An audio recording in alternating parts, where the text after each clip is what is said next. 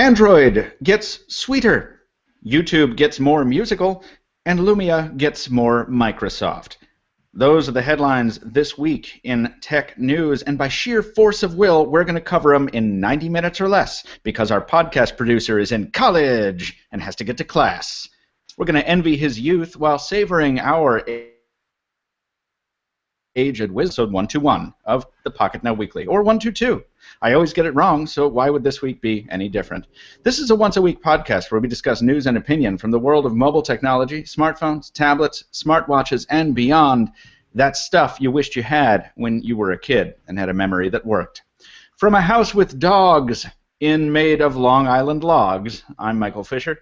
I'm joined today by a man devoted to uncovering the truth about the S Pen, Chief News Editor Stephen Schenk. Good afternoon. Hey, Michael. I feel like we should do some Gregorian, Julian re-datification with the podcast to get the numbers in line with what they seem to be in your head. Yeah, I don't even know what any of those words means, but I think I'm going to put you in charge of that project. The calendar changed in like the 16th century. We're also joined by a man whose buttery coffee never ceased to get my tongue a-tingling. That sounded different when I wrote it down. From Android Authority, Joshua Vergara. Welcome to the show, sir. Hey, what's going on, everybody? I'm glad to be here. Josh is joining us on, what is it? What did I give you? About 80 minutes notice, Josh? Oh, just about. I woke up and the first message I got was, "Can you be on?" Well, I am hugely pleased that you were able to join us once again. Thank you for being on the show proper. I'm sorry that we're not seated around the same table, but there's a trade show coming up, and we might do that again. What do you say? Absolutely, I would love to. Both ways, by the way. Just saying. I don't know what you mean, but all right. I mean, table could sit around you guys. There has been a lot of innuendo surrounding today's show, and all of it is intentional, I assure you. In your end, though. Everyone, before we go anyplace, you need to know that a company called Squarespace makes the Pocketnow Weekly possible. And if you're planning on building a website of your own, help us out by checking them out. Squarespace is the all-in-one platform that makes it fast and easy to create your own professional website, portfolio, and online store. I say professional because Squarespace gives you everything you need to build a great-looking, mobile-responsive website using simple drag-and-drop tools. And my favorite part, you get 24/7 customer support, and it's based in Dublin, Portland, and New York City, which is pretty cool. If you're a Pocketnow Weekly listener, you also get a free trial, no credit card required, and 10% off your first purchase. After that, plans start at just $8 a month and include a free domain name if you sign up for a year.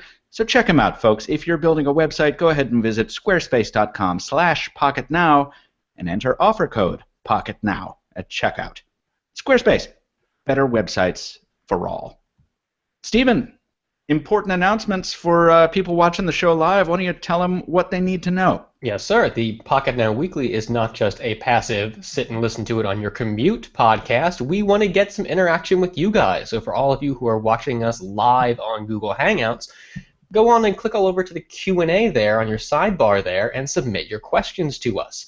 We like what we see. If they get upvoted and are popular with the rest of the viewers, we might just answer them on the air. And in particular this week, we're looking for your questions about Google's latest smartphone, the Nexus 6. Curious about what this gigantic beast of a phablet is like? Well, we have some opinions on it, so go ahead, get your questions in, and if we like them, we'll address them later on in the show.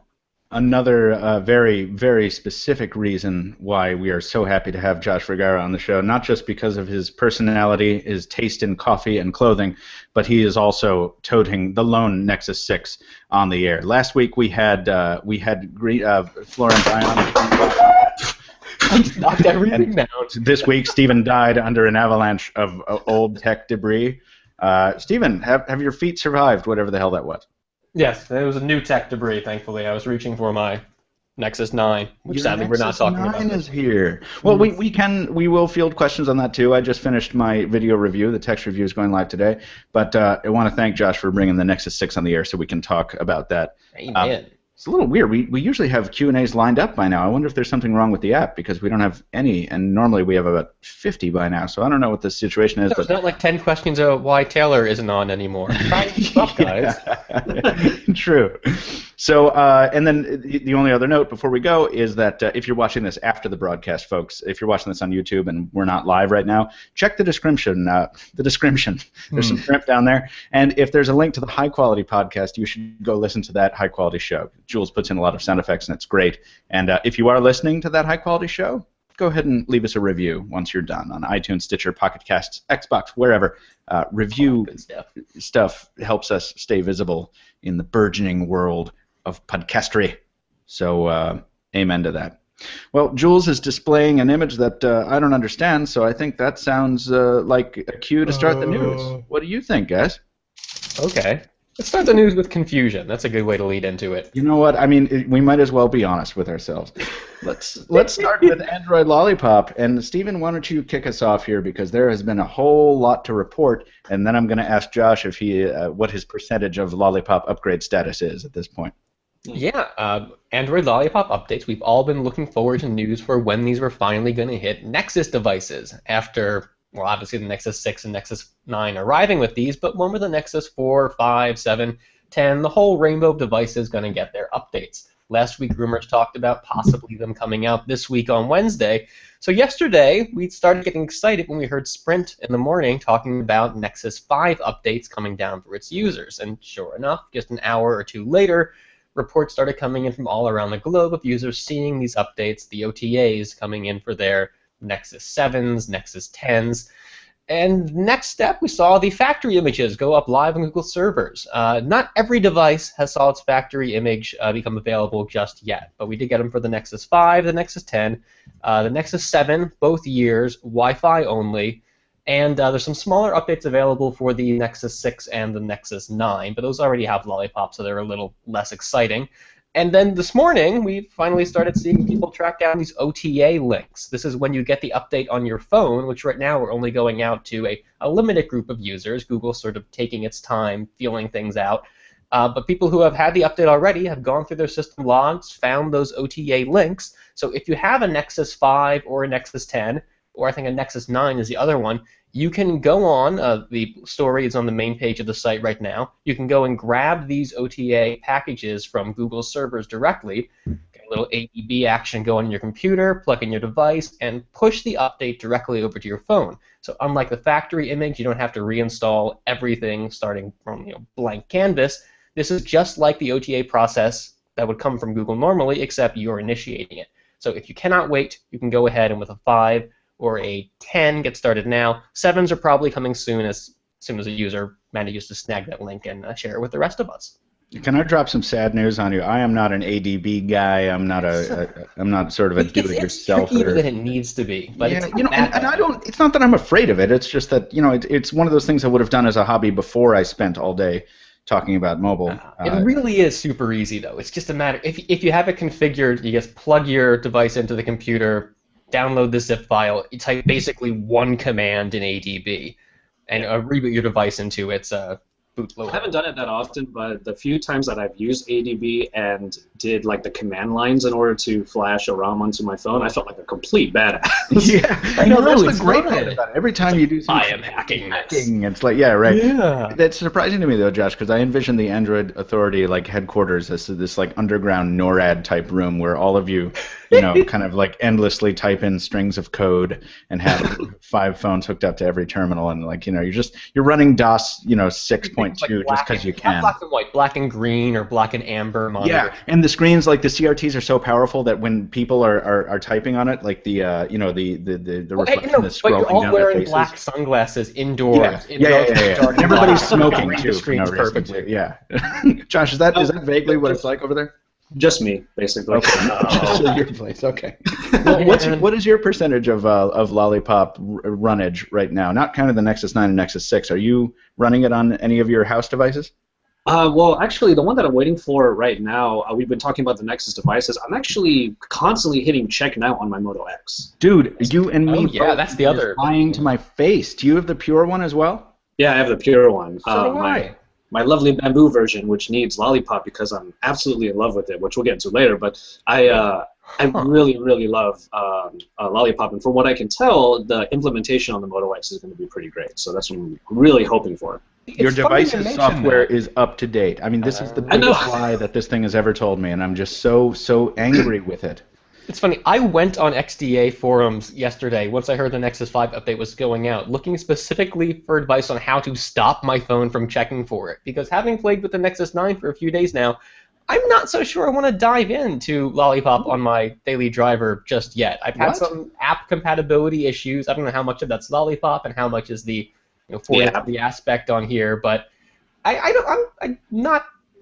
going to take my time with this here. I understand why Google is not pushing this out to everyone all at once. Well, but it is officially going out to the Moto X. Like, there are waves of people who've gotten it, I believe. Mm-hmm. Yeah, exactly. Which is why we're hitting tech now so damn much on our phones. Yeah, I know. We have a cool question in the Q&A about Lollipop. And before we get to the Android Wear side of the house, I want to talk about this is from Agnostic Salmon, which is a great username, by the way. Do you think that the Nexus 6 and/or Lollipop are enough to bring iOS users over to Android? So, Josh, I'll leave the Nexus 6 part of this equation to you, but just talking about Lollipop, oh my God, yes. First of all, I want to say that I think Jelly Bean and even maybe Ice Cream Sandwich had a lot of components that were certainly enough to tempt people over from iOS, and I think a lot of people did that. But this is Lollipop is like another level entirely. It feels like a reinvention of thinking in terms of how you interact with Android and how friendly it should be and can be.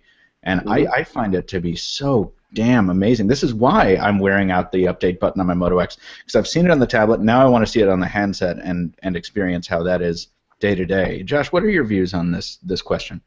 Well, I want to preface this by saying a lot of people think that I dislike iOS. That's not the case, just because I'm from Android Authority. But what I will say is, well, I'll give Lollipop this much. It has a lot of the facets that made iOS so appealing. All of the transitions in and out of applications, all the little hints about what you're able to do. But as far from the purely general consumer standpoint, I do think that Lollipop could just take that small step forward still, because a lot of the hints that you get in the operating system for someone who's completely new to Android don't trigger unless you do something to it. Like, for example, the lock screen. I'm not going to know to swipe up until I tap that screen and it tells me to. Meanwhile, on iOS, it says slide to unlock. So, for the general user who is completely clueless about technology, I do think that iOS still has a little bit of that friendliness to it. Lollipop is getting so close to getting there, and once it makes that tiny step, it'll be the one that can really rival. But as far as anybody who's into technology right now, Lollipop is like a revelation, and it's such a great implementation of Android that I think anyone who even knows a modicum about technology can easily make the transition from any other operating system to Android now. Yeah, and I was a little concerned when I first saw Lollipop unveiled, and I saw all the white being used, and I was like, well, what? This looks kind of gaudy, or maybe a little bit elaborate. But then I realized that they only use the white elements on things that are important. Like notifications are white, the things that you want to look at first, and like when you pull up the app tray, it's on a white page, but that page is laying over what you were working on before. It's not it's not just putting a diffusion layer over what you were working on before. So I don't know that any of this is really worth talking about for a very long time, but I love when new interface paradigms come out to play, and that's all Lollipop is for me. It's just like this. I'm not thinking all the interface stuff. Like, the one thing in particular that stands out in my mind as something that's really poorly done is the app switcher, and that sort of like Rolodex view you get. Right? Why is that? I mean, what makes that worse? I don't know that it's necessarily worse than what we had in KitKat, but it's still not good. What it is, it's very interesting looking, but when I click on something like that, I want to see a big grid of every app all at once. If I have to scroll through it to see all of them, that's a problem for me, especially when I have maybe more than 5 or 6 apps running at once. It's not. I guess so you prefer like HTC's take, where it has like a 3x3. Yeah, something like that. It's fun to interact with, and it's clear how you move through this. The swiping controls are nice, but it looks better than it is functional. Can I ask a question about that very thing? Have either of you guys experienced what we saw in the Lollipop preview, where weren't they going to incorporate Chrome tabs as separate cards? I've been playing with this. I couldn't get it to work. So Josh, you've got that. Have you got that working now? I was about to say, if you're going to have this many applications, including the Chrome tabs, this is a huge list. Yes, it is. This is a lot of stuff. God. And if you're gonna have a grid, you're absolutely screwed. Like, this is way too much stuff to put on a grid. And I think the reason why they did the Rolodex, and yes, you're right, this is one of the flaws on it. If I wanted to go back to a tab I had maybe hours ago, look how much I have to sift through. That is one of the... This is my point. Josh has been endlessly scrolling, listeners, for about like 12 seconds. I'm exaggerating, but... While we're talking about this, I've been working with our dev to try to get... There's a new HTML extension that works with the latest Chrome beta that will let us put the Pocketnow blue on that tab as you scroll through them. Oh, sweet. It's not quite working. And I blame it on the option is just not showing up in my Nexus 9 to do the split the tabs into apps. I don't know what's wrong, but it's coming, people. If you're patient, we'll have it working soon. Well, handsets is not the only place that Lollipop has established a new sort of paradigm. What about the Android Wear improvements? Stephen, why don't you take us through a little bit of what's been happening on the wrist here? Yeah, we saw a preview from some of the improvements that were coming to Android Wear with this the latest software coming out in line with Lollipop release, and it's a lot of new functionality. Not much is changing on the aesthetic side. It's not like the UI is getting the same degree of makeover we're seeing on the phone side, but instead we're getting some good new features. Weather widgets are now able to show on the watch face. There are new automatic display adjustment controls for different environments. Notifications. So this is I have not used Android Wear like I know that Michael has here to the extent nearly, but notifications. Has it been annoying where you would just miss one and then it's gone for good? Well, now you'll be able to bring it back from the dead. Yes, this is the best one, because if you dismissed a card in Android Wear before, like, I've done that, like, at least once a day. It's like, I got a thing, I'm just swiping through, and I throw away a Hangout conversation. I'm like, damn it, no, I want that back. Yeah. And you can get it back. So now you can. So that's terrific. It breaks the functionality of that one card once you swipe it away. It's like, oh, I could use that later. Like, that was always the biggest frustration. Yeah, right. For me as well. Talking about the carousel, this seems a natural extension of that, because when you throw away something in, I think it's Chrome, you always have the option to undo, right? Or there's something else. Anyway, it doesn't matter. What else? So we have other accessibility stuff? Yeah, it's going to help with frequently used things. When you just tap the watch to bring up that menu, it'll now sort things by what you've used most recently. So if you're doing the same thing all the time, you're going to save a few taps in the process. Rather than burying the settings all the way at the bottom, if you use settings a lot, it'll migrate it to the top. That's the idea. Also some accessibility stuff, larger text, magnification. You can invert the screen colors if you're having a contrast issue. So a lot of little things, but all in all, I think some very compelling features in here, and well worth update well worth installing. These are just leaks right now, right? We don't have any kind of production stuff running, right? I'm not sure. I think I might have seen something about this yesterday, but I don't want to speak too firmly on that. If you haven't seen an update, that's probably a sign it hasn't been out. We were talking a little bit about Wear, but right before we went on the air, because I was talking about how we're behind on a few reviews, and one of them is this G-Watch-R that I'm wearing right now. Sure. And I was wondering, I wanted to ask Josh what wearable he's sticking with right now. Are you 360 in it, or what are you doing right at the moment? I am on the 360 solely, well, almost solely, because our G-Watch-R review unit was sent to Line, or an Android Authority. So. So the G-Watch-R didn't come to me, which wasn't that big of a deal. He did a great review on it if you guys want to check it out. But also, the Moto 360 for now does seem like the one that I'm going to stick with, even if I got the G-Watch-R, because it has the round design is great and all, but having the chronograph around it on the G-Watch-R, it's not entirely useful to me. So I'd rather pay for the features I'm going to use rather than the features I'm not. So that's the way I am. I don't know if that's a feature. It's just something they needed to fill the space somehow. Exactly, yeah. We'll put this on here. I've been using the G-Watch-R sort of nonstop since I did the 360 versus G-Watch-R comparison, now more than a week ago. And I've come to the conclusion that the G-Watch-R is the device I would use if I lived here still, and here being Long Island, as I said in the intro, where a lot of the things to do every day are outdoor things.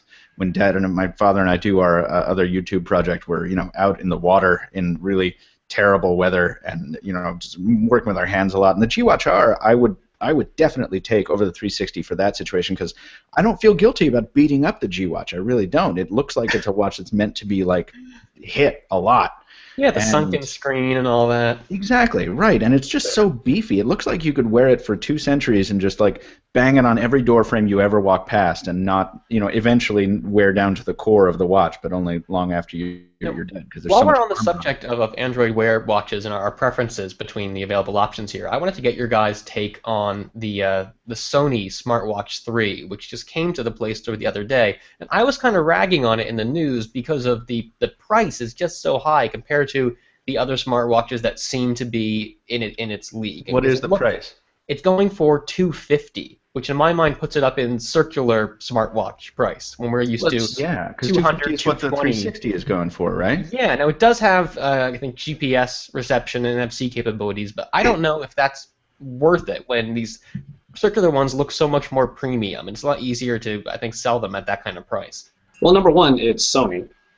And number two, the other thing, if I'm not mistaken, the Smartwatch 3 is supposed to tap into the life log that is available on the Sony Xperia Z3 devices, which basically logs your entire life. Every little thing you do on your devices is going to be logged. It's kind of creepy, but Sony Smartwatch 3, I think, is supposed to have some sort of connection to that, and maybe on some level, maybe it's not being marketed because it seems like a huge data capture, which is always kind of weird.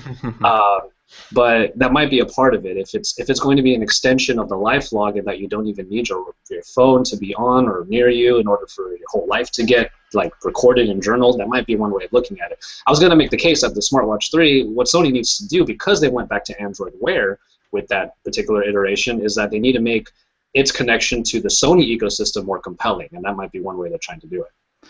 Yeah, that's a really well thought response to it. I mean, I haven't put that much thought into it. Our junior editor, Rithvik, sort of asked me, I actually don't know what his title is, contributing editor? I'm not sure, but it doesn't matter. He asked me the other day, it's like, are we going to get a Smartwatch 3 for review? And, my reply was that effectively, Sony just announced their press conference at CES, Yeah, right? CES. Yeah, and can I ask just a little inside baseball stuff here, Josh? Did you guys get an invite to that? I wouldn't. If we did, I don't know. I don't know either, but it's like Sony. Review devices are always tough. A lot of manufacturers are they have a limited run of review devices, and you kind of have to fight for them and whatever.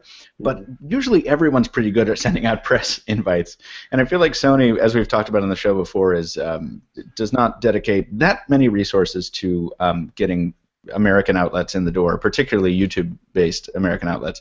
So the amount of effort it would take to chase down a Smartwatch 3. Compared to the return on investment for that, because we have not seen much audience demand for it, first of all, and I look at the device, and we've gone hands-on with it, and it just doesn't excite me that much from a build standpoint, from a... This is my problem. Yeah, and that price tag, too. But, certainly if we get enough demand from the audience, we will try and secure one, but also... As everyone knows, we're a little resource constrained at the moment. So, but Sony, if you're listening, watch our review at first. I have to put a lot of weight behind the phrase that I use in my reviews often, that quintessential Sony style. But the Smartwatch 3, for some reason, doesn't really fall under that category, unfortunately. It doesn't, and I respect that, right? Because, I mean, Sony could have just said, all right, well, we're going to go take the Smartwatch 2 and blow it up a little bit and make it a plate glass thing and into the Smartwatch 3, and the 3, as it is more rounded. It's more plastic coated. It's whatever, and I think it's uglier, but it's also probably practically more useful. Just like I was saying, very durable. It's like IP68 rated for water dust proof. It seems like it could take a pretty good beating and still keep on ticking. And right on. If you're worried about with smartwatches, maybe you don't need one that looks super snazzy. Yeah.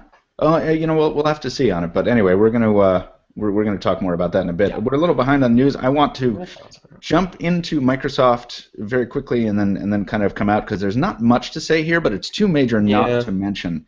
This is the Lumia 535, and the phone is less newsworthy than the brand on the back of it. Isn't that right? It's the first Microsoft-branded Lumia that we're seeing presented as such. We've seen like on FCC listings in the past that says, oh, it's Microsoft instead of Nokia here. No. Big old Microsoft logo on the back. Unmistakably the new face for Lumia going forward. The phone itself, 5-incher, quarter HD. It's not a high-end model. I mean, we see good Lumia mid-rangers in the past. This looks like they'll continue in those footsteps, but it's not super exciting on its own from the phone standpoint.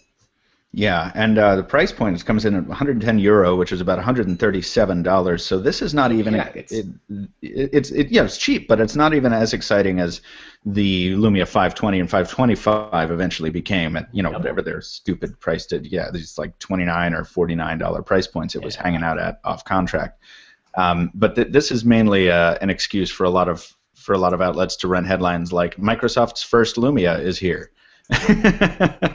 Which I don't think is a bad headline. I think that it's mighty crafty, but it's also they've just rebadged an existing model, and but this does signify the move to a non-Lumia, non-Nokia branding, and it's something we've been talking about for a long time. It's something a listener wrote in about. We'll talk about it a little more in listener mail, but I just don't know that I like this move very much because it feels like Microsoft has dropped the one powerful name for a not quite as powerful one in terms of mobile. And while they were contractually obligated to do it, I think that maybe tactically it wasn't the wisest choice. But we'll talk about it a little bit more in listener mail. And we'll really, you don't associate the Microsoft brand with really nice phones. Don't you remember the Kin? That thing was awesome. For that week it was available. And it's weird, right? Because if they took this occasion also to retool their the industrial design element of it, if they released like a Surface phone and that was the first Microsoft Lumia, I think that might look really nice. Yeah, right. But that's not what they did. And maybe this says something about the direction that that Windows Phone will take. Obviously, Windows Phone has been a leader in the low-cost segment for a long time. Yeah. But maybe we will see even more emphasis on that going forward. I just know that I'm coming to the end of a work week where I finally don't think I have a phone right now. I think the next review phone that's coming up is not for another couple days. So I might be able to go back to my Lumia for the weekend or even that one I made for Windows. And I think I need to do that because I've lost touch with Windows Phone, as I've said a couple times before. Spend a long weekend in with Lumia, a cup of hot chocolate in front of the fire. Just reacquainted yourself. Right. So anybody trying to get me on Hangouts this weekend, you will be SOL. Oh, which means that my Google Voice integration is busted because now I use that through Hangouts. So. Oh, good. Ooh. Not a good thing. Not a good thing at all. We'll talk a little bit more about that in a second. The Lumia 940 seems like a big bag of fake. So, Stephen, let's give it all the exposure it deserves. 35 seconds. Yeah, these Lumia 940 specs surfaced in a leak. It's just a screenshot of a spreadsheet. There's nothing in it to really suggest, yes, this is super real, while at the same time, there's no clear sign of image manipulation going on, but this could very easily be someone just typed this up, took a picture of the screen, sent it off as a tip somewhere. We have very little confidence. The specs that it offers are, it's a decent improvement over what we've seen from this year's flagships. It's talking about things like 3 gigs of RAM, another 1080p 5-inch display, maybe some new storage capacity options up to 128 gigabytes. So it's interesting in those ways, but it's still not really, really super real looking. Is it real? Is it not? We don't know, but hopefully we'll get something a little more convincing soon. Yeah, I am. 24 megapixel camera. That was another interesting thing. Yeah, which is a weird value for a sensor, right? I don't think we've seen many 24 megapixel cameras. Yeah, well. On the market. I mean, is 41 a common value for a sensor either? And no, but it at least has precedent, right? I mean, it's like now it does. Yeah, but okay, all right. Well, we'll talk about it if this becomes real. Until then, let's hop off Microsoft, hop into odds and ends a little bit, and pick up this thread that we sort of dumped a second ago. Oh yeah. Google is confusing what the heck is going the hell out of me. We spent all this time trying to get everyone from, what was it, Google Talk into Google Talk to Hangouts. Talk messages into Hangouts, other stuff, and Google Voice into Hangouts, yeah. And now we have Google re-releasing its own messaging app. But no. It was messaging. Now it's messenger. It's totally different, Michael. Don't you understand? Oh, I'm an idiot. You're right. Yes, of course. Totally different tense. Well, what's the story here? It's a standalone text messaging app. SMS, MMS, but no Hangouts, no internet based communications. This is just for regular text messaging on Android. It looks really, really nice and has some great features like search in there that have been missing from Hangouts. But it's bizarre to see. It seems like Google was so dead set on, just like we've seen in the past with it putting Google Plus into everything. It seemed like it had this bold-faced mission goal: put all messaging into Hangouts, and this has been moving forward over the past couple of years now. And this is such a really weird departure from that. It's well appreciated, especially from me, not being the biggest Hangouts fan, but it's very confusing about what's Google's goal for this going forward. Are we going to see the Google Voice integration sort of back off as well? It's weird. And because we just saw a bunch of developments in Google Voice to make it, we considered it this like walking dead product for a while, and I was like, well, this is the end of Google Voice. And now they've been having all this MMS improvements. MMS integration, right? Even with Verizon. So now we have all 4 major U.S. carriers supporting MMS through Google Voice, something we've been asking for like 3 or 4 years, but Google waited until a bunch of us were convinced that Google Voice was dead before actually managing to get it done. I was about to say, that's the biggest development that has come out of it for a long time. I've been waiting for that since I've had Google Voice 2 years ago. This is MMS, seriously. Well, Stephen, you have to remember that MMS isn't just used for pictures, it's used for group messaging, which apparently all my friends got into in the past 2 years. So every time a group message would happen that I was a part of, I would get only those participants who were on Sprint for the longest time. So like I would just out of nowhere get a text from my friend Bob. It's like, oh yeah, that sounds great, except I can't go. And I'm like, but are you high? What? I didn't send you anything. He's like, oh no, you're in a group. I'm like, oh, I didn't. Email has group messaging, and it works on all carriers. Stephen, will you be inviting me to your 51st birthday next week? Because I want to come. Sigh. This is porch. This is the most confusing thing that I've seen this week, but it's not out of character for Google. This is the company that released Inbox to redo Gmail the week before they redid their Gmail app, and Google is like a better version of Samsung in this kind of throw it all at the wall mentality, right? Well, they're trying to create choice, is what I keep thinking. If you're trying to put a positive spin on this, there's some choice that they're trying to put in there. Hangouts is the end all be all. You can do literally everything on it type of thing. But if you're not an online messenger on something like Hangouts, but you use a Google Voice, I guess you could have the combination of Messenger and the Google Voice app. But I mean, the same thing is for Gmail and Inbox. You can have one or the other. Inbox does a better job of performing the reminders in Google. But I don't know. It's interesting how they're trying to. I've heard a lot of great feedback on the messaging app, though. I have to say. I wish that Google Voice looked like this. I really love the aesthetic of this. Exactly.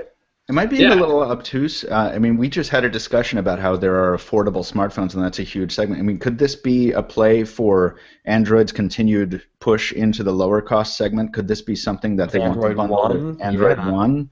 Yeah, like if I don't know why those handsets wouldn't be able to use Hangouts, but maybe there's some compelling reason not to. Maybe because Hangouts is not as big a force overseas, just like WhatsApp is not a big force here in the States. Over here, yeah. But I mean, there are certain segments of the market, at least abroad, that don't have access on their main internet to Google services, for example. So if you wanted to have a good-looking messaging app, but you can't really use Hangouts, you can't go to Google. So there are places the first place that comes to mind is China, obviously. So, but the problem with that particular example, though, is that you can't even access Google Play services on the networks or on the phones in China anyway. So in the markets that this would make sense, they would have Google Play services anyway, because that's how you get Messenger to begin with. So it's a little odd. I'm sure there's some segments of the market, though, that require this because you can't access Hangouts. I will say that much. Yeah, we'll see how it goes. I just tried to install it on my Nexus 9, and of course, it's not a cellular version of the Nexus 9, so it's not compatible with this version. So I will try to install it on one of my devices. Side mode. Yeah, but then again, maybe this would be a good excuse for me to use this and turn off the Hangouts SMS integration so that when I do swap my SIM into Windows Phone, it'll actually work. Because right now I don't get SMS that way, but we'll see. Keeps on confusing me, Google. It's fun and exciting. Sharp's new 2K smartphone display. is my least favorite thing in the No, news I this week. love this. This is I like the find middle this finger to all of stupid. our hemming and hawing about, oh, I don't know if 2K makes any sense on a 5K. Sharp is like, I've never said that. I've never said I don't know if this makes any sense. I've said decisively that this makes no sense. yeah, this is no. the all capitals blinking text version of that. This Yeah. is a 2K resolution screen that's 4.1 inches diagonally for a pixel density of 736 pixels Oh per my inch. god. Pixel How big is it avalanche. diagonally again? 4.1 inches. across. 4.1 inches and 736 ppi. I would give you an award if you could take that up to anyone on the street and get a ratio of people who could appreciably discern the difference. It's just, I think at that point, letters look like humans, right? Letters basically look like humans. Like, at that it's point, you're just so like, to determine the differences, you're looking at quantum oscillations of particles that make up the pixels. You're not like, exactly. The It's letters don't just awesome. move across the screen; they do some sort of flying, or they pop out of the screen and punch you in the face.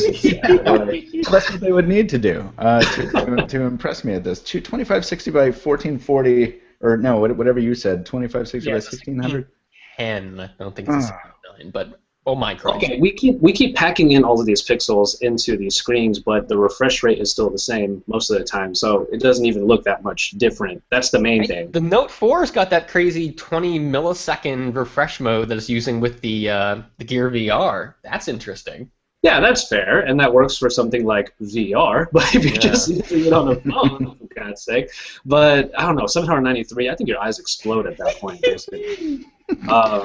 Is this just a concept thing? No, they are making this. They're going to start sampling it out to manufacturers sometime next year. It's going to hit full-on production by 2016. So if anyone's interested, they'll have the option to buy some of these screens from Sharp and build phones around them. One of the comments here says, if this means manufacturers can chase their silly PPI spec aspirations while I still get a pocketable 5-inch phone, I'm all for it. That's an interesting take on this situation, because we're complaining about how the spec war is driving this, and it's really kind of makes no sense. But what if you could build a phone with a 4.1-inch screen that had an insanely high pixel density? No. Would that sell? Would that satisfy enough of the nerds to... Yeah. Well, I think... I don't we already think so. Not have at 4.1 acceptable inches. densities. It's small. I mean, 720p at 4.1 inches is already crazy higher than we will probably ever need pixel density. Right. What this is going to do is going to let manufacturers sell this thing and, I mean, maybe not push this as the main selling point, but it's an attractive, I mean, talk about it being like a race for the highest density.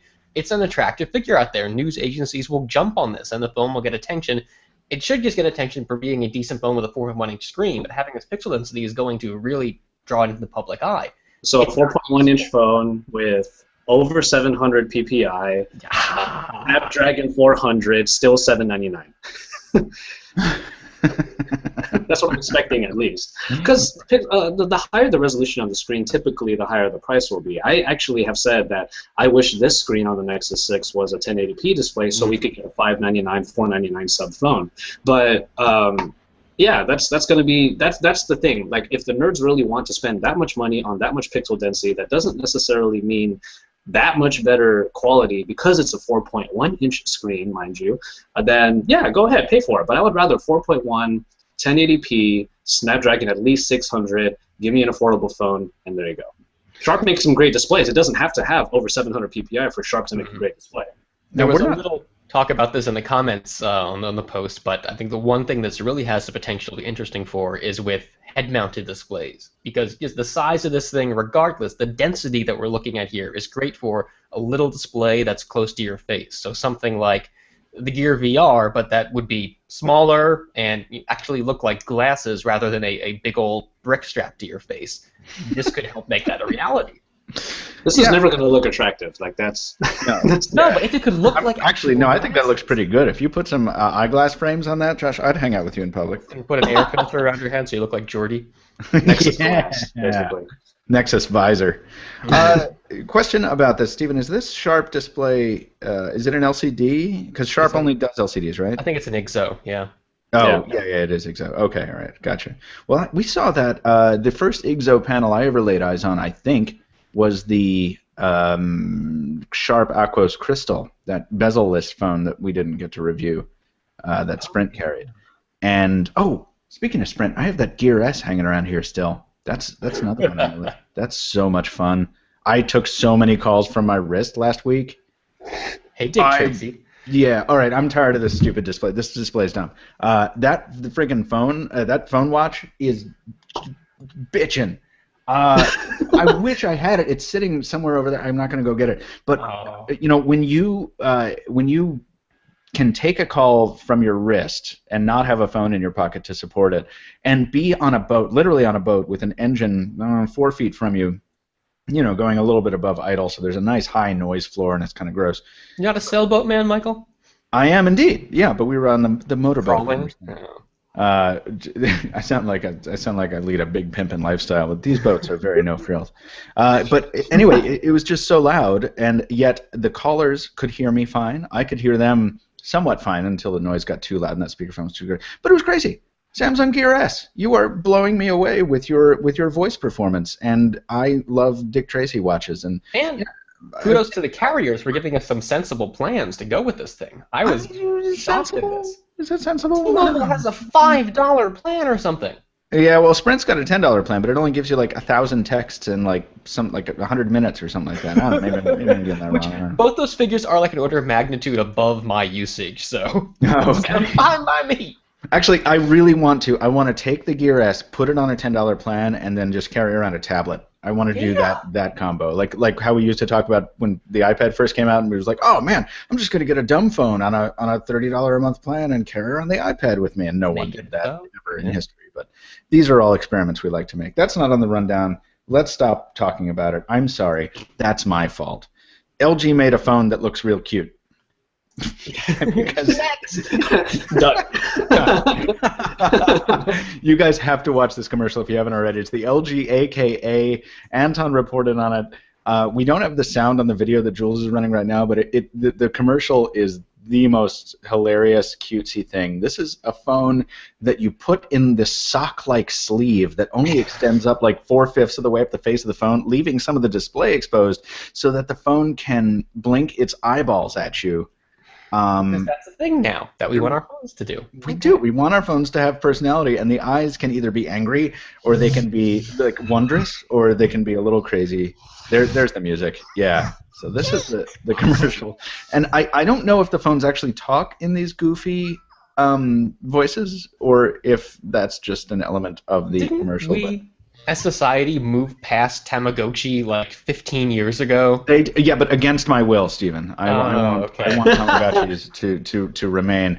And apparently, a big element of using this phone, according to the commercial, is you get your face up close to it, and you send some element of your soul via a vaporous delivery system from your face to the phone. I thought you were going to say you were going to kiss it, like you get. You can do that too. No, but I think the means of dealing with it is to transmit your essence into its Gorilla Glass with a vapor cloud, which they'll do here again. There's an episode of Are You Afraid of the Dark where they stole your soul by doing this, so you're a little afraid there.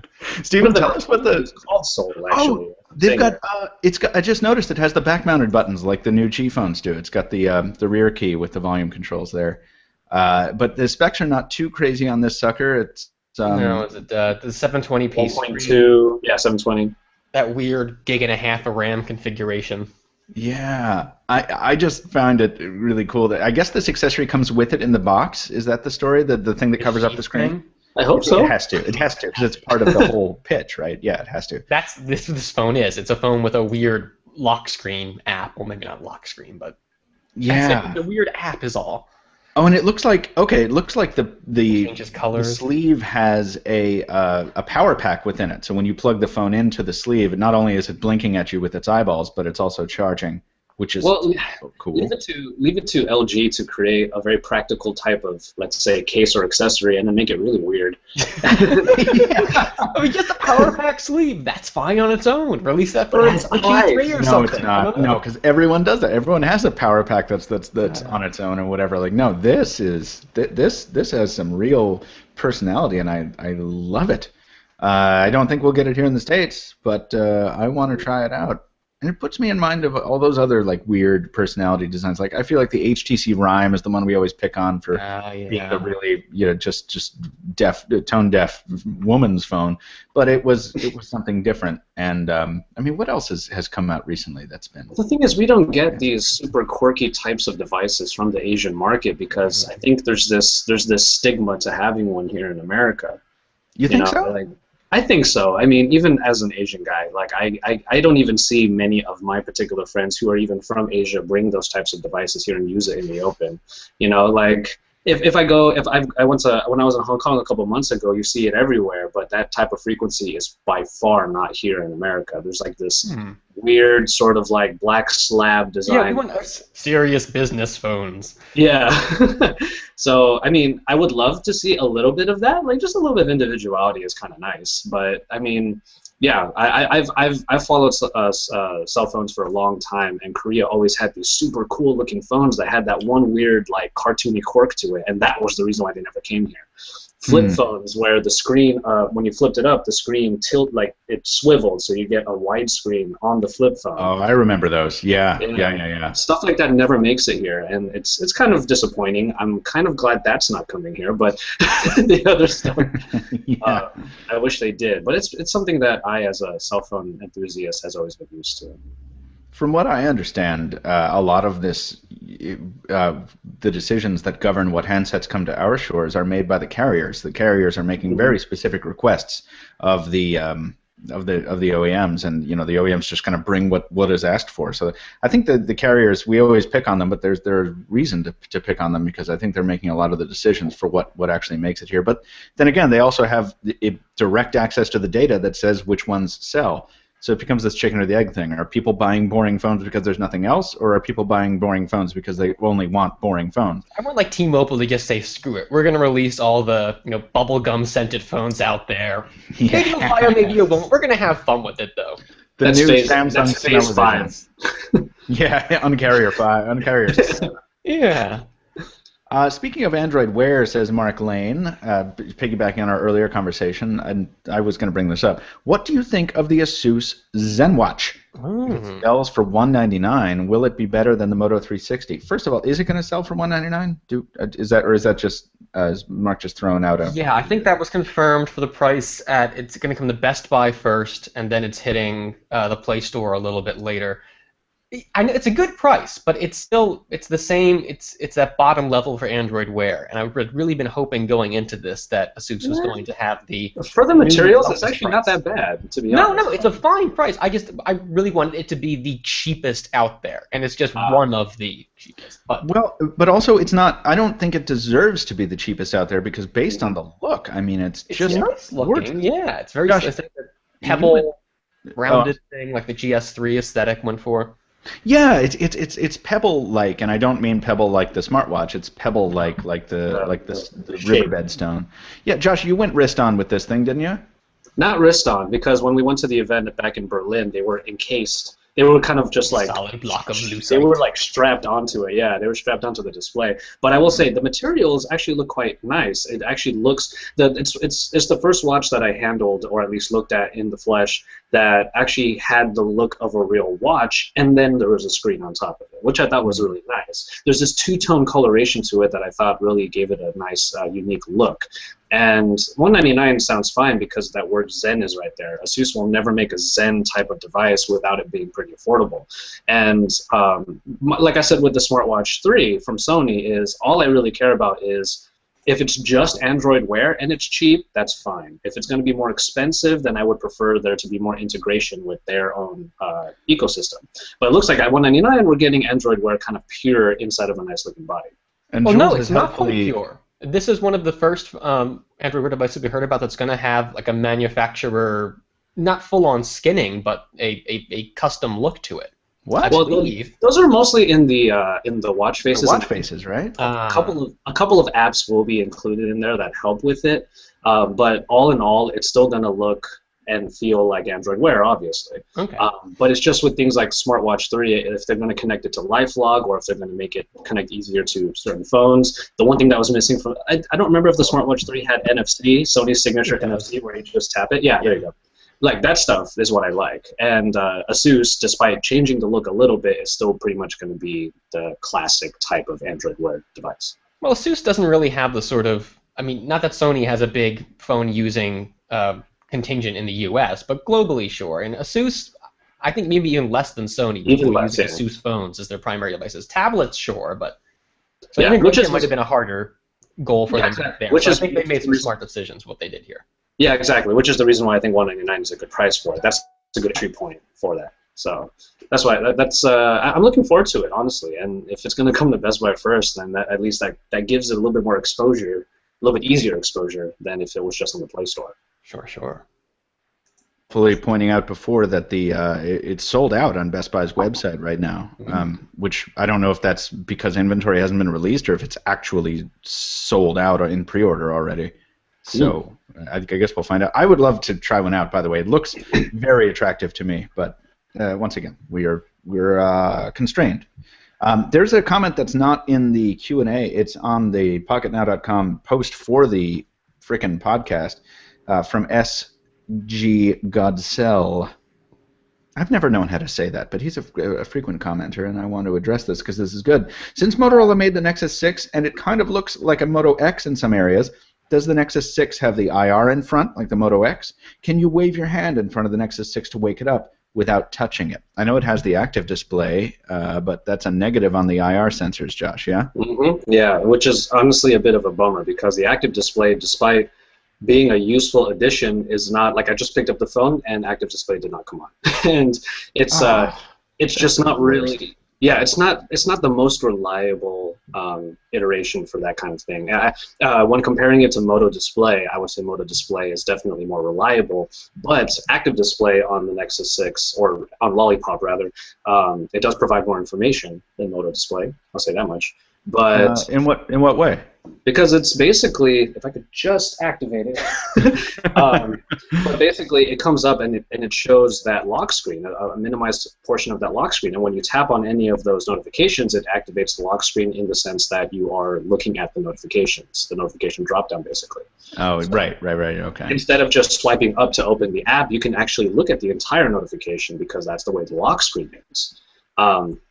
So, I mean, technically there's a little bit more information there, and it looks pretty nice also, but that would have been, like, he's totally right to ask that because that would be a major selling point for this phone, for the Nexus, but technically it's not a Nexus-esque feature, so I can see why they didn't put it in. Sure, I understand why they didn't put it in too, but this is the concern that I had when I first saw that the Nexus 6 was going to be released in this forum, which is like, every time I pick up this device, a part of me is going to feel like I'm picking up a Moto X, and for over a year now I've been conditioned to expect that when I pull that phone out of my pocket or pick it up off the table, it is ready to display, it fires up the Moto display so I can see what's going on because it realizes it's been picked up. Nokia also does this with the Lumia, some of the Lumia line. It fires up the glance screen when you take it out of a pocket. Like, this should be the new normal, and the fact that this is not being pushed by the Nexus 6, I have a feeling is going to make it feel a little antiquated to me. A little bit, yeah, because I remember with the original Moto X, what I loved doing was if I had my phone and it was a black screen, I could just turn it over, turn it back, and that display would come on. Absolutely, yeah. Yeah, the display would come on. I did that so many times with this, but like you have to put it down and then pick it up again. That's basically how you activate active display. Oh, so it will do it based on the accelerometer, but it just won't do it based on the IR. Is that right? Yeah, there's no IR obviously, but it won't. Like if I'm moving the phone around, it's not going to do anything. And it's ambient light. Yeah. A little bit, yeah. This sounds like something crazy that no one should be complaining about. But if you've never owned a Moto X, you don't get the convenience of it. And so trust us when we say we're not just wasting time here. This is actually a compelling feature to discuss.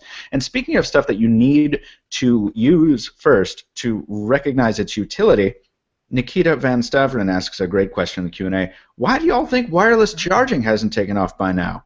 I don't know why I was using the southern accent. I can answer that very quickly. I really consider getting a cheap Android device, but there's no affordable Qi charging devices for under $200 running Android.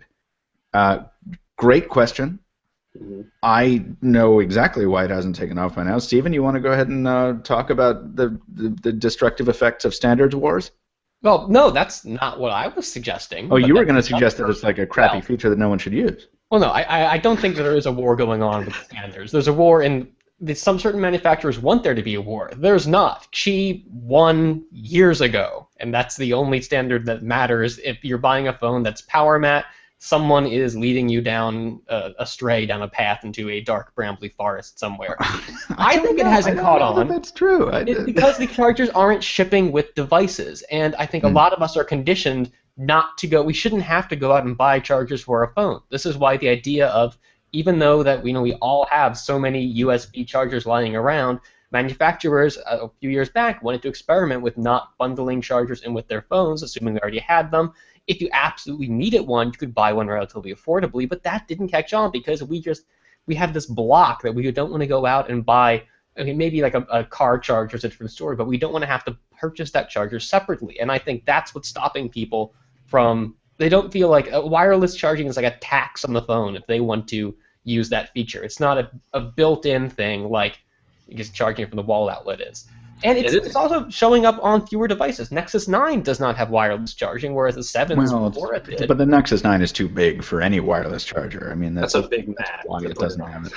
Yeah, and it would be not as practical to use it. But with regard to the Qi versus PMA thing, I mean, PMA made a lot of inroads. They got their stuff in Starbucks and the McDonald's and whatever, all those like business partnerships where you could walk into a Starbucks and be like, hey, do you have that charger ring? Can I plug it into my phone and then put it on the table? I think they're losing traction on the carrier side. We saw with the Lumia's AT&T, the version has Qi built in, not PMA. Right, because what it was Verizon was with Qi, and they were putting Qi in a lot of stuff, and then with AT&T had PMA, and so they took the Lumia 1520 when it came to the US, they took Qi out of it hilariously and put in PMA, and I was so mad.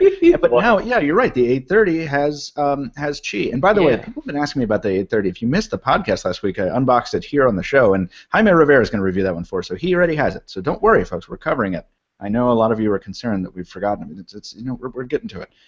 So yeah, you're right, Stephen. Qi is currently on the upswing now, which is great. But I've seen a lot of comments, probably from PMA advocates, professional PMA advocates, maybe that standard includes more advanced technology and is actually the superior tech. So maybe it'll be the Betamax of this whole plus thing. R is better than DVD minus R, but ain't no one burning no plus R's. You make a solid point. Josh, do you have a Qi charger? Are you using your Nexus 6 with a Qi charger?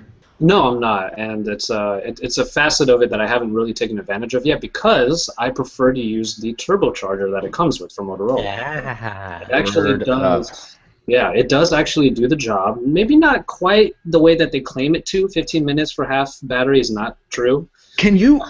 Oh my God! Can I take that moment in time and frame it and put it on the wall? Every time I do a review and I say that it's like, well, this doesn't work as advertised. Everyone, there's 6 comments on the video. It's like, oh, well, some other site said it works great, but man, the turbocharger did not give me the results I wanted it to on the Droid Turbo. It wasn't. YMMV. Like people don't seem to get it. The problem is you guys need to use a 220 volt outlet. That'll charge it faster.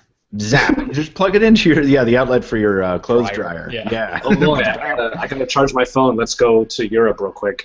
But we have seen manufacturers do this right. Samsung with the Note 4, man, that quick charger was freaking speedy as all get out, and so. Like, credit where credit's due, though. The best fast charger that I've ever used, not in terms of practicality, but in terms of what they claimed, was Oppo. One you're saying, Oppo. Yeah. Oppo did a great job. That's a huge brick, and it's a proprietary brick, which is seriously. But it did the job, is the thing.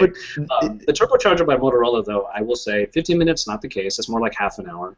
And still pretty good. Which makes you wonder, why don't they just advertise that? I mean, this is the problem with Motorola, and I'm sorry to interrupt you, Josh. I know you're in the middle of something, but this is my issue with Motorola all the time, and I've said on this show, probably to the detriment of a little bit of my credibility, that I would be a Motorola fanboy if I weren't so invested in being balanced. But frig, man, that company loves to overpromise and underdeliver when it comes to power and the camera. Holy God, with the Moto X, the first gen, they talked that camera up so much, and then it turned out to be utter shit.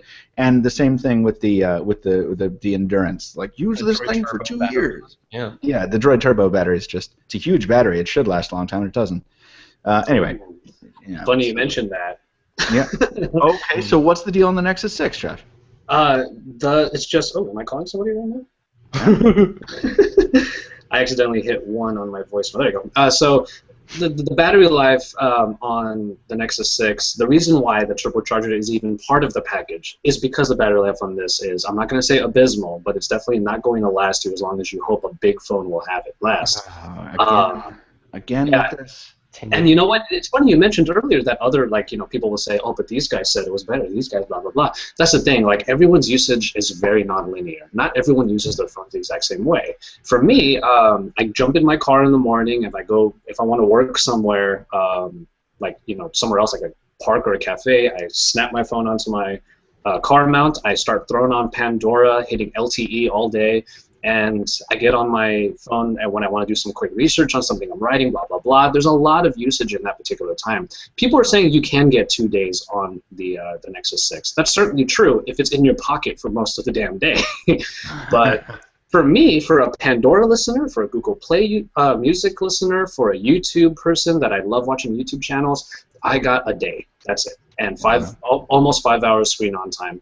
And that's the reason why I brought up the turbocharger earlier. I would use a Qi charger because it's more convenient. But when I need the power, 20 minutes on a fast charger while I'm making lunch, that's what I need.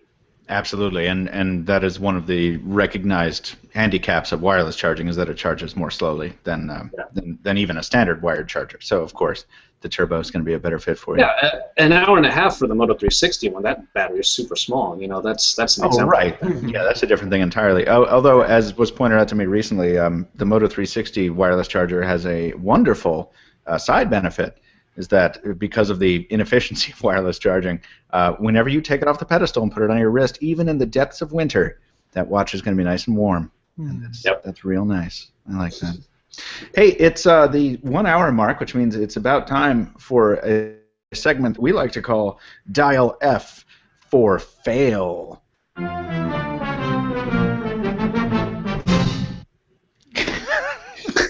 It's the best ever. Last week, Jules got the music wrong on that. We ended up listening to like the 1812 Overture for 50 seconds, and that was a lot of fun. This is a segment from our chief news wrangler about injustice, misdeeds, and general foolishness within the mobile industry. Today's topic is all about the tunes. Now, I'm looking forward to getting an education because I have not been following this story. This is a segment entitled "Why YouTube Music Key is the Worst," or "Why I Ain't Paying for No Damn Subscription." Stephen, tell us everything that you have to say about this topic. First, I think I should lead us off with a bit of an apology to YouTube and Music Key here. You're just kind of a whipping boy here because you're the latest software-based app to come out like this. My problem is not so much with you, YouTube, it's with software as a subscription. And I should point out my pushback is not against subscriptions in general. If you're getting a subscription where the content is what you're paying for, something like Spotify, that makes perfect sense to me. It's features as a subscription that's a really, really hard sell, and it's something we're seeing a lot more of recently in the mobile space. So what YouTube Music Key is, for those of you who hadn't heard the news, this was announced yesterday. We've been hearing a long time about Google making a subscription premium service, and the first details came out. The idea, well, it's kind of twofold. One, there's a new push for music and YouTube in general. Google's making a special tab in the app and on the website to focus on just music. If you don't want to see a million cat videos or fails of the week, you can just focus on videos, live performances from artists, and get all your music in one place. Of course, with the visual twist, because this is YouTube we're talking about, and it's not just audio only. Also, there's going to be new discography things where it's going to make it easier to visit YouTube instead of finding, oh, well, here's 1 or 2 videos from the artist, but I can't really get a full picture of what they're doing here because it's just what people are uploading on a whim. Google's going to direct you to full listings of albums. It's going to be easier to get more content. That's good, and as far as I can tell, that's coming to everyone. The Music Key takes a few features and presents them as a subscription service. Now, these are really compelling features that we've been hearing users ask for a while. Probably chief among them is background playback. So right now, if you're listening to, again, Spotify or something, you can turn the screen off while you're having that app playing, or just go to another app on your phone while you're multitasking. the music will keep playing in the background. With YouTube, that wasn't the case. Unless you were watching the video as it was playing, screen fully illuminated, the audio wasn't going to continue. So I normally let you talk through this, but that is awesome. I just want to say that's awesome. Great. And yes, long overdue. Absolutely. And also, you're not going to get the ads popping up all the time while you're watching, which also can get annoying. You're tapping that X every 45 seconds to dismiss them. And there's one more feature that I would know off the top of my head if I had better notes. Downloading. You can store videos for offline playback. Your data connection is spotty, or you just don't want to keep downloading, paying that data to stream the same video you have stuck in your head, over and over. It's like summer of 2012 all over again. We're watching Call Me Maybe, 30 times a day. Did I just really reveal too much about myself there? So that's awesome, I think. These things are arriving as part of a subscription service. Google's giving away access to some beta testers right now. When it lands, it's going to cost $8 a month, eventually $10, much like the all-access price went up. And Google's even bundling in Play Music with this. So you pay for the music key, you're getting that all-access stuff too. So I don't understand how that makes much sense from a financial standpoint. It seems like they're giving away all the YouTube stuff with all-access. And that may hurt my argument a little, but bear with me here. Of the features that we're getting with this, the one that I think makes the most sense as a subscription is getting rid of the ads. This is something that Google was, well, assuming you clicked on, making money from on an ongoing basis. Google makes some money whether you click on them or not. The companies publishing the ads were making money from on an ongoing basis and continuing to give their business to Google. So it makes sense that if you're not going to be delivering that revenue stream, someone should be compensated. My problem is these other features that seem like you're not getting content. Is what you're paying for on this month after month basis. You're getting something that's a line or two of code, like the thing that detects if you have the app running in the background and stops playback. This is a minor feature update. It's a very important one, but from a technical standpoint, it's just something very simple to deliver. And instead of this being delivered as maybe a premium version of YouTube that you pay $5 for once, you're paying $8 month after month, year after year, for something that should be a once-and-done deal. I can make the same argument for the offline downloads. Now, it doesn't make sense to sort of bundle this in with the idea of paying to not have ads, because if you're offline, Google can't serve you live ads. If you're not looking at the screen, the ads on YouTube are all text-based. Well, not all of them. A lot of the ads that pop up when you're watching videos are text-based. You have those intro ads that are video, but I can understand why you'd be exposed to less of them, and Google wants to capture money as a result of that. But it's very objectionable to me on principle that these things, where it's not about getting access to more media, to special live events, things that you don't get when you're a free YouTube user. It's just about an updated version of the app. You can't just pay once for the update, but you're paying in perpetuity. And the other thing that sort of cycles into all this is the new Microsoft Office push, where Microsoft has finally divorced all of the versions of Office on Android and iOS from its Office 365 subscription. It already made progress in that earlier on the smartphone side. I think the iPad was the big holdout there. But you can get a very functional version of Office without paying for the subscription. The problem, though, is that a lot of features are locked into this subscription thing.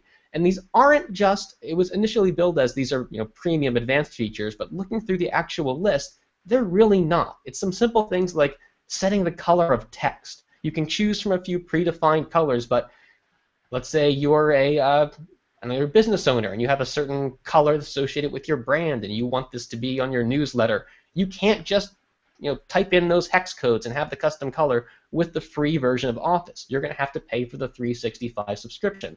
Is there an argument to be made that this is a feature worth paying for, and Office is a very nice product?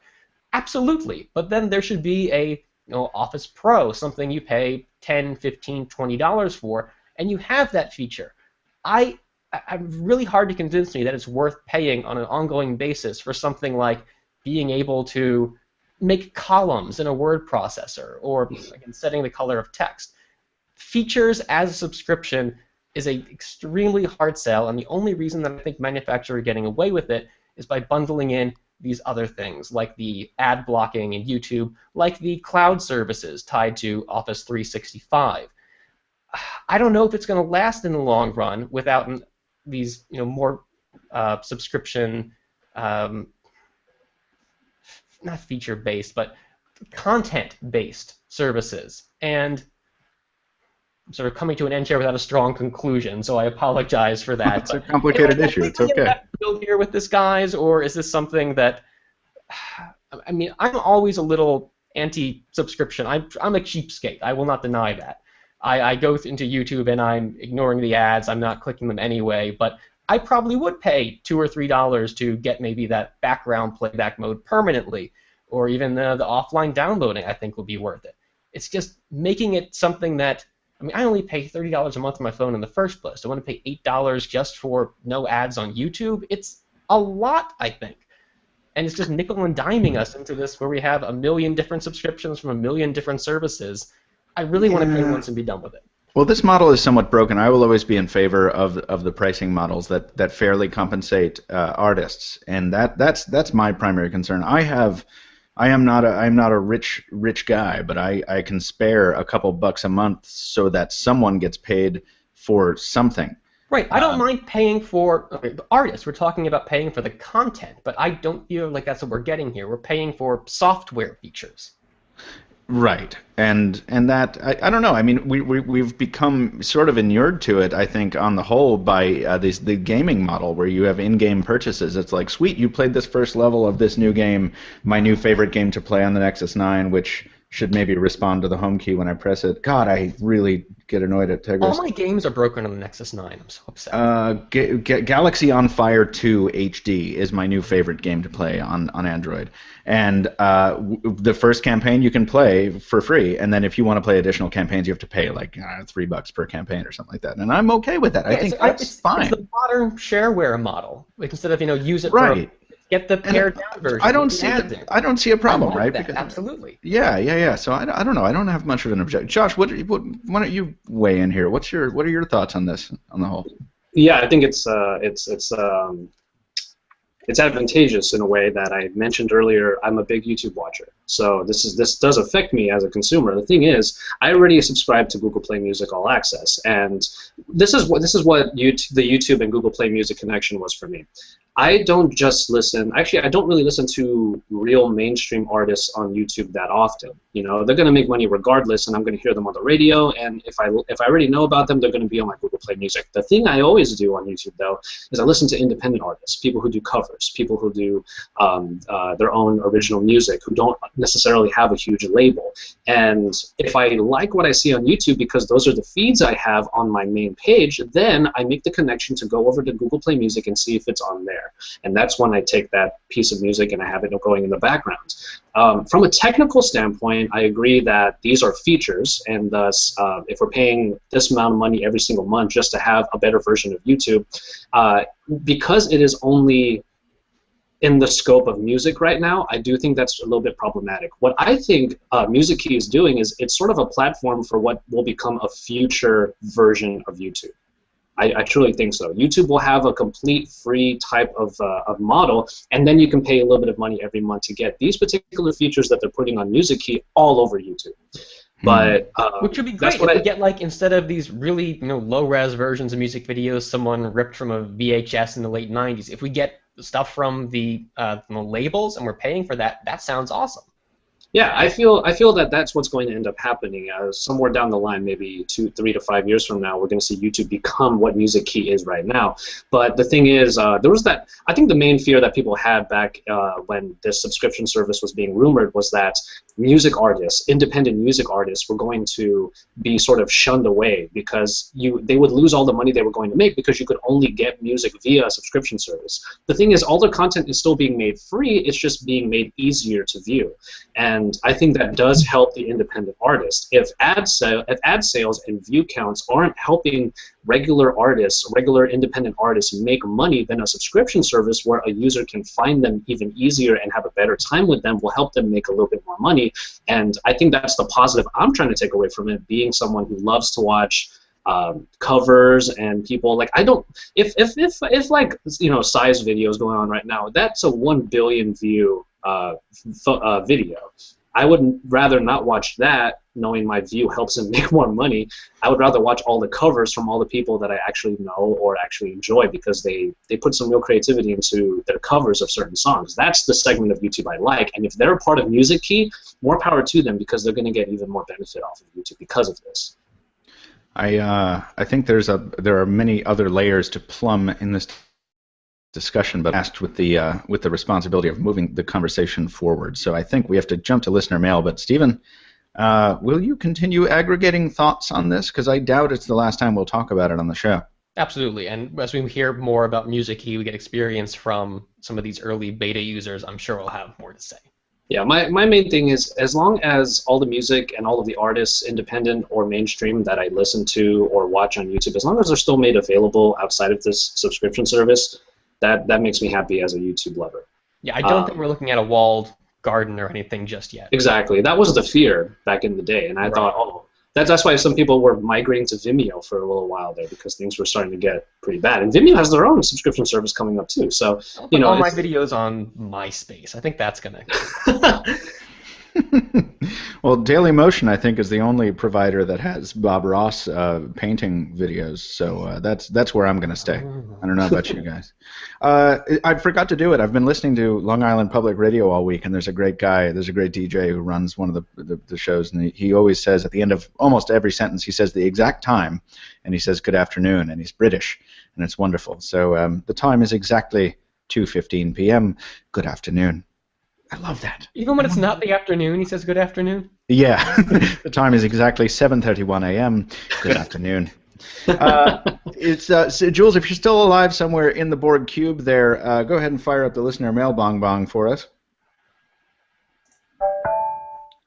Thank you, sir. We have 3 pieces of listener mail. The first is from Wolf Lambert. I'll read the first one, and I'll let Josh and Stephen cage fight over numbers 2 and 3. Like Delta Bert.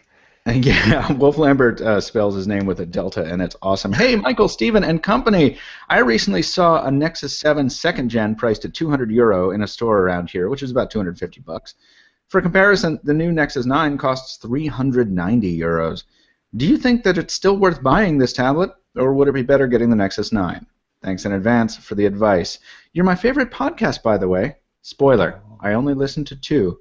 I always end up laughing on the train, which makes fellow passengers look at me like I am completely insane. Sticking tongue out face. So thank you, Wolf. That is awesome to hear. I hope that you've laughed aloud several times during this broadcast, and thanks for your question. I will weigh in on this, and then I'll ask both Stephen and Josh, because I think we all have experience with the Nexus 9. Stephen even has one on the air with him.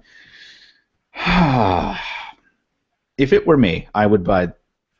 This is weird, but this is a personal thing, okay? This is just me saying what I would do. I would buy the Nexus 7 second gen.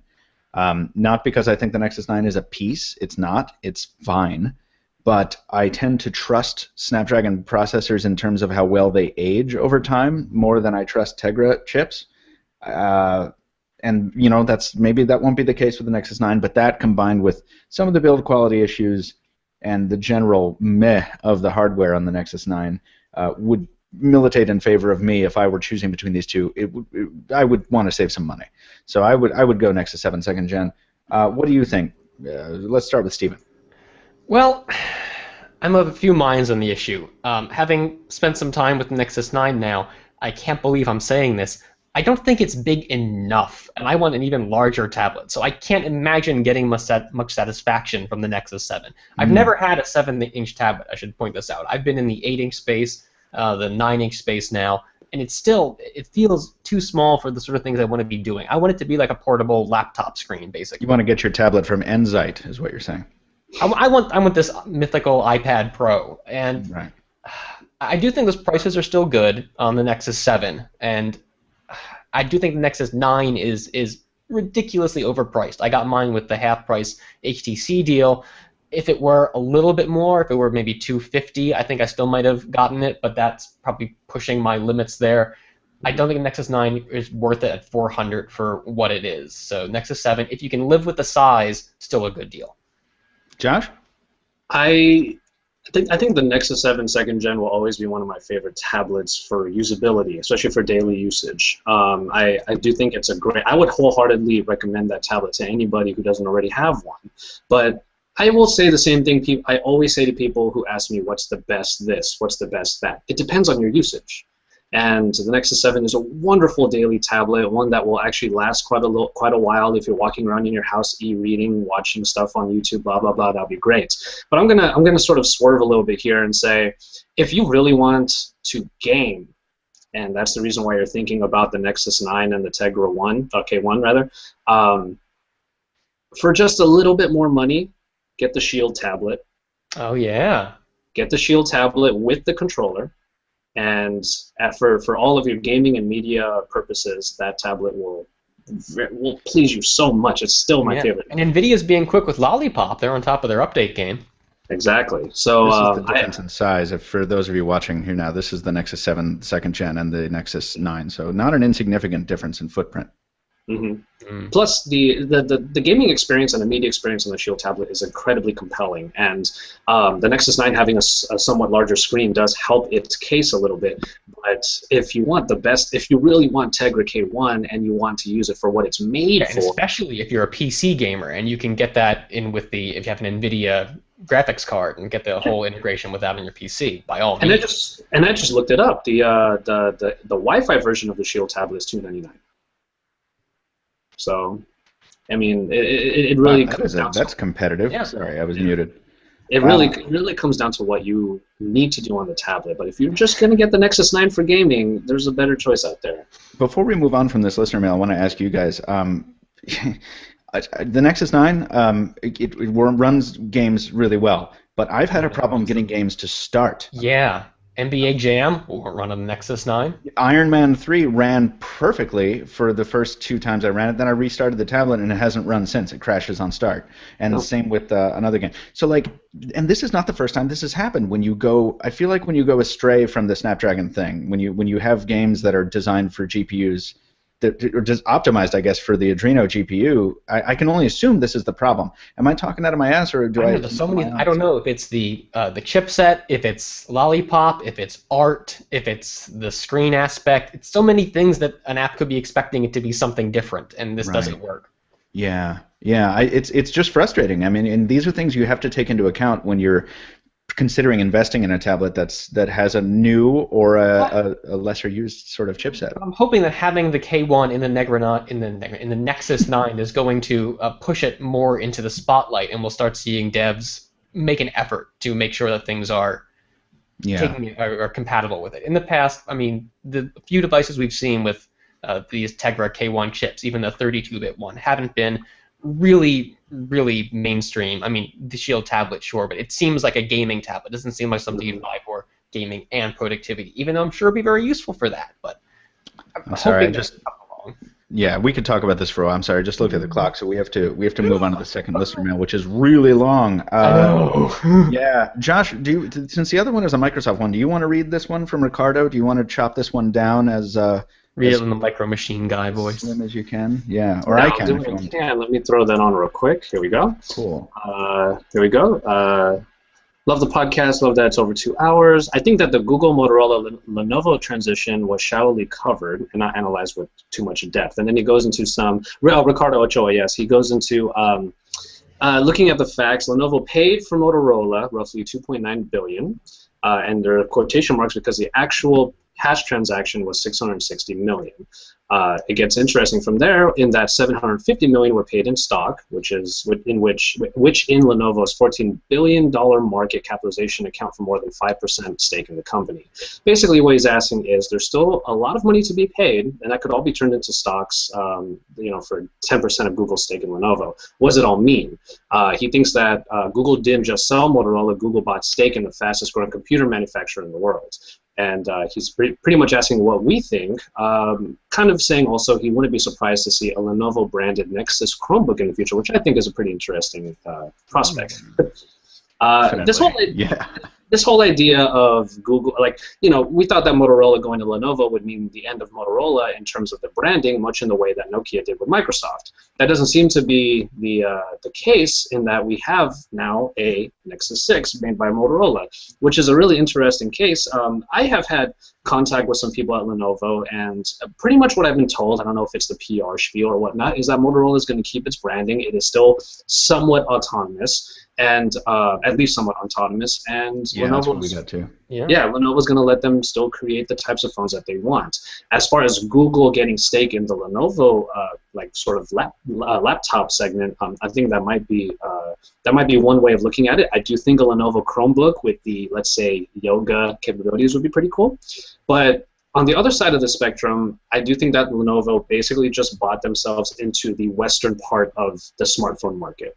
That's the part that is important to me, because when's the last time you saw a Lenovo Vibe in America? Oh, absolutely. No, that was very clearly a move for that purpose. Yeah. Exactly. That's the part to me that makes sense. But the other side of the coin, with Google trying to get into Lenovo's space of the whole notebook area, that's a little bit new to me, to be honest. I personally, new to me too. Well, yeah. No one is talking about it. I think that's Ricardo's complaint, and I think honestly, it is fascinating thinking. I didn't bring it up so that we could kind of dissect it, because frankly, I don't think any of us are qualified to discuss the financials and the tactics and stuff. But I brought it up just because this is a fascinating notion that I wanted to get out there to listeners, and I would love to hear some feedback at podcast@pocketnow.com as to the feasibility of this. Is this a conspiracy theory? Is this something, because we know this is the way the business is in fact done a lot of the time with big companies, with these kind of stealth moves, and is there any, can this hold any water? That's what I want to hear from people out there who can weigh in, and maybe we'll air those opinions,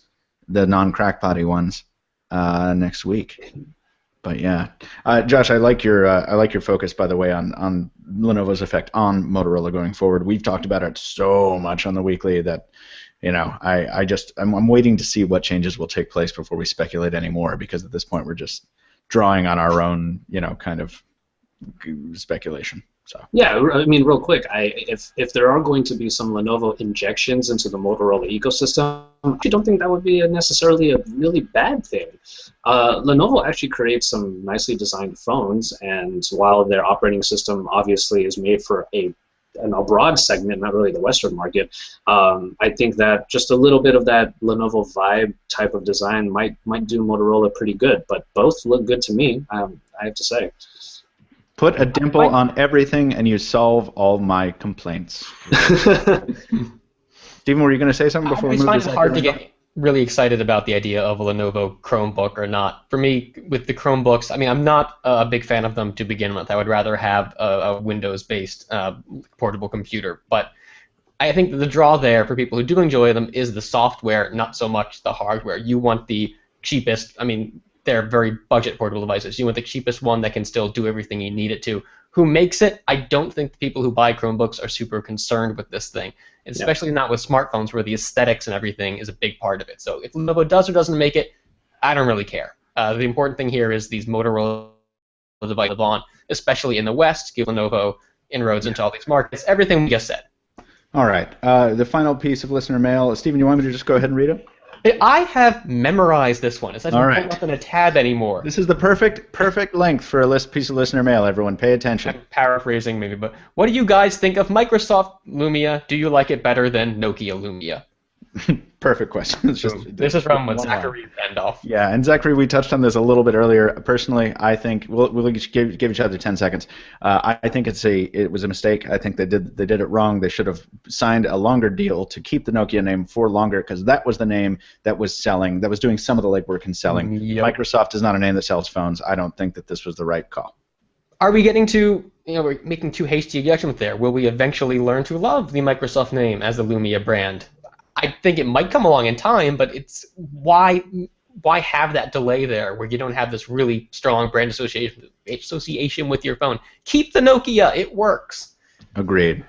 And Josh?